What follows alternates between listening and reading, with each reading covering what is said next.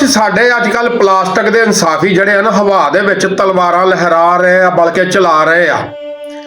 ਮੇਰੀ ਗੱਲ ਸੁਣ ਲਓ ਦੋਸਤੋ, ਅਲੀ ਅਮੀਨ ਗੰਡਾਪੁਰ ਨੂੰ ਮੁਰਸ਼ਦ ਇਮਰਾਨ ਖਾਨ ਨੇ ਵਜ਼ੀਰ ਆਲਾ ਨਾਮਜ਼ਦ ਕੀਤਾ।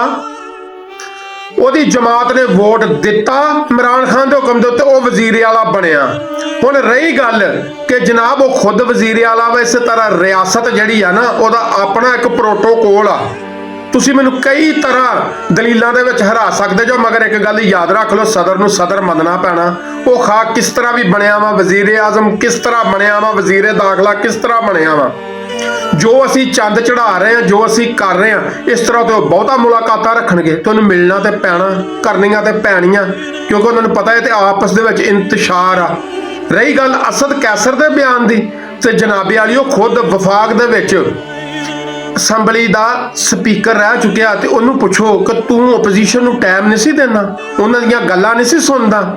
ਇਸ ਕਰਕੇ ਮੇਰੀ ਜਾਨ ਡਟੇ ਰਹੋ, ਮਜ਼ਬੂਤ ਰਹੋ, ਸੀਨਾ ਤਾਣ ਕੇ ਖਲੋਵੋ। ਸਿਆਸਤ ਦੇ ਵਿੱਚ ਦਰਵਾਜ਼ੇ ਬੰਦ ਨਹੀਂ ਹੁੰਦੇ, ਖੋਲੇ ਜਾਂਦੇ ਆ, ਤੇ ਦਿਲ ਆਪਣਾ ਵੱਡਾ ਕਰੋ।